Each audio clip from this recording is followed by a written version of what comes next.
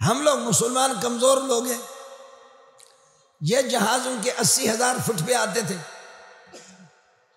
تو پٹھانوں کی کالی پگڑی، وہ پتھر اٹھاتے، آؤ کتے کا بچے،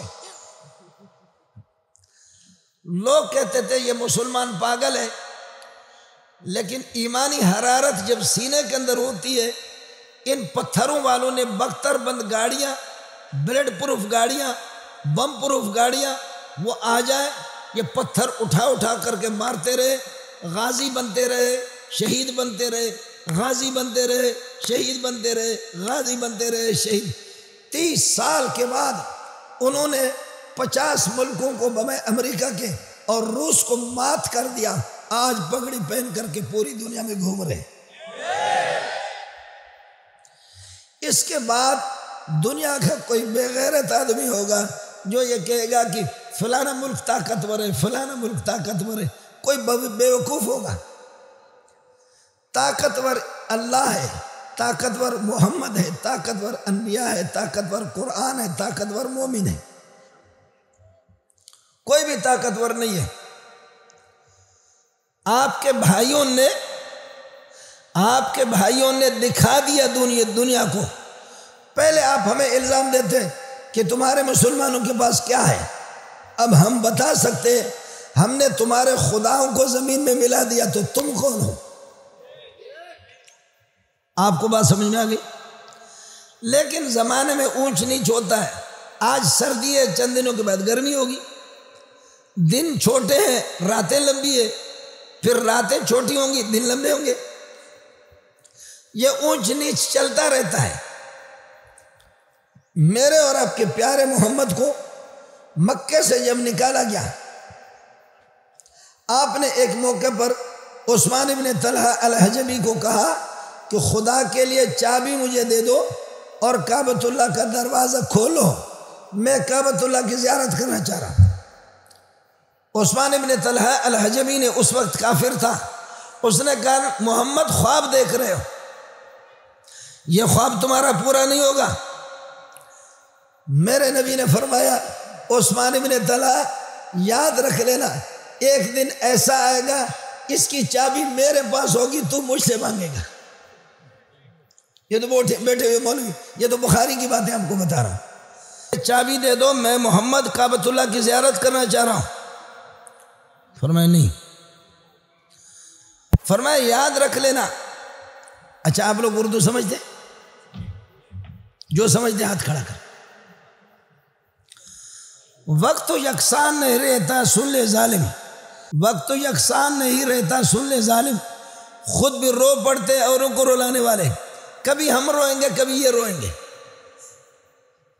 انشاءاللہ یہ ہوگا۔ پھر جب فتح مکہ کے موقع پر 10,000 صحابہ مکے میں جب داخل ہو گئے اور انہوں نے مسجد حرام کو اور مکے کو پورے کو فتح کر دیا، فتح کرنے کے بعد چابی عثمان بن طلحہ الحجبی سے لی گئی، ان کے عزیزوں سے چابی لے کر کے مجاہدین کے ہاتھ میں چابی آ گئی۔ حضرت عباس نے کہا چابی مجھے دے دو بیت اللہ کے، اور حضرت علی نے کہا مجھے دے دو، دوسرے صحابی نے کہا مجھے دے دو، تیسرے نے کہا مجھے دے دو۔ نبی نے فرمایا کہ نہیں، یہ چابی میرے پاس رہے گی۔ عثمان بن طلحہ الحجبی اسی دوران مسلمان ہو گیا، اس نے توبہ کیا، چند گھنٹے نہیں گزرے خدا کا حکم آ گیا، ان اللہ یامرکم ان تؤدوا الامانات الی اہلہا، امانت کے حقداروں کو دے دو۔ اے محمد، جب اس نے آپ کو چیلنج دیا اس وقت یہ کافر تھا، اب یہ مسلمان ہو گیا، اس نے توبہ کیا، چابی واپس اسی کو دے دو۔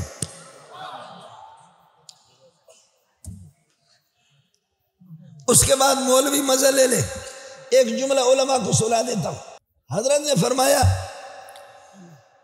عثمان ابن طلحہ الحجبی خذها خالدتن طالدتن لا ينزعها منك الا منافق، یہ چابی اب آپ کے پاس آپ کی نسل در نسل قیامت تک رہے گی، کوئی ماں کا لال آپ سے نہیں چھینے گا، اگر چھینے گا تو مسلمان نہیں ہوگا، پکا منافق ہوگا۔ آج ہر بادشاہ ڈرتا ہے اگر چابی ان سے لے لیں گے تو میں منافق ہوں، آج کوئی بھی نہیں لیتا۔ یہ مولوی آیت الرحمان بیٹھے ہوئے ابھی چابی جس کے ہاتھ میں وہ کراچی میں 2-3 مرتبہ میرے اسے خود ملاقات ہو گئی. اور مزے کی بات آپ کو بتا دوں، اس کی بیوی بلوچن ہے، ہماری قوم کے ہیں، اس نے بلوچوں سے شادی کی. اب مولوی طلحہ ناراض ہو جائے گا، ہو جا، اس سے کوئی مسئلہ نہیں. تو اب چابیس پوری نسل کے پاس ہے، ان سے نکل گئی. حضرت نے فرمایا عثمان یاد ہے کہ نہیں ہے، میں نے آپ سے کہا تھا یہ چابی ہمارے پاس آئے گی، اور آپ نے دیکھا ابھی تو ہاتھ پھیلا رہا، ہم آپ کو چابی دے رہے ہیں. اس لیے بابری مسجد ہو یا کوئی سی بھی مسجد ہو، انشاءاللہ ثم انشاءاللہ یہ آپ کو میں گارنٹی سے کہہ دیتا ہوں، مسجد اقصی کو اگر یہودیوں نے لے لیا تو میری قبر پہ لعنت بھیجنا. ہم لوگ قرآن کو سمجھتے نہیں ہیں. آپ کی تھوڑی سی محنت، آپ کی توجہ، آپ کی محنت اور آپ کی توجہ چاہیے. انشاءاللہ مسجد اقصی بھی آپ کی ہے، مسجد نبوی بھی آپ کی ہے، مسجد حرام اور یہ جو چھوٹی چھوٹی مسجدیں، چاہے بابری مسجد ہو یا کسی دارالدیوبند کی مسجد ہو، یہ ساری مسجدیں مسجد حرام کی شاخیں ہیں. یہ سب کعبۃ اللہ کی شاخیں ہیں. یہ ساری مسجدیں ہماری ہے، کوئی مسئلہ نہیں ہے. انشاءاللہ مسجد اقصی خدا کا یہ حکم ہے کہ لن یضرکم الا اذی. یہودی بکواس کریں گے، کچھ نقصان آپ کو دیں گے، باقی ان کو غلبہ کبھی حاصل نہیں ہوگا. ضربت علیہم الذلۃ اینما ثقفوا الا بحبل من اللہ وحبل من الناس. وہ ہر جگہ ذلیل ہوں گے. انشاءاللہ کافر اور غیر مسلم، خدا کا دشمن انشاءاللہ کبھی بھی آپ کی مسجدوں کو فتح نہیں کرے گا. انشاءاللہ ثم انشاءاللہ ثم انشاءاللہ. یہ ہمارے پاکستان والوں کے دل بھی آپ کے ساتھ ہے،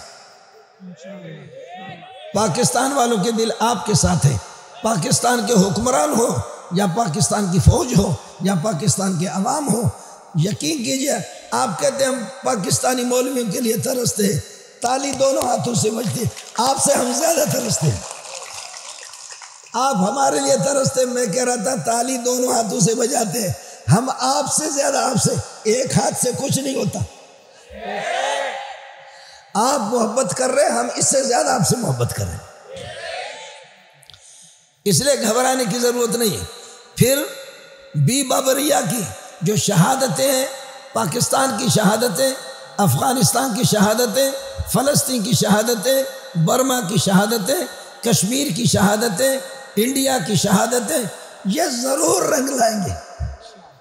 ان کا رنگ ہوگا، گھبرانے کی ضرورت نہیں ہے، گھبرانے کی ضرورت نہیں ہے. البتہ آپ نوجوان حضرات، بوڑھے حضرات، جوان حضرات مسجد کے ساتھ چمٹے رہے، قرآن کے ساتھ چمٹے رہے، علماء کے ساتھ آپ کا تعلق ہو، دینداروں کے ساتھ آپ کا تعلق ہو. میرے نبی نے فرمایا اذا رأیتم الرجل یتعاہد المسجد، جب کسی کو دیکھو مسجد کی پابندی کر رہا، فاشہدوا لہ بالایمان، گواہی دے دو وہ پکا مومن ہے. کون ہے مسجدوں کا ساتھ؟ ہاتھ کھڑا کریں، آپ پکے مومن ہیں. وآخر دعوانا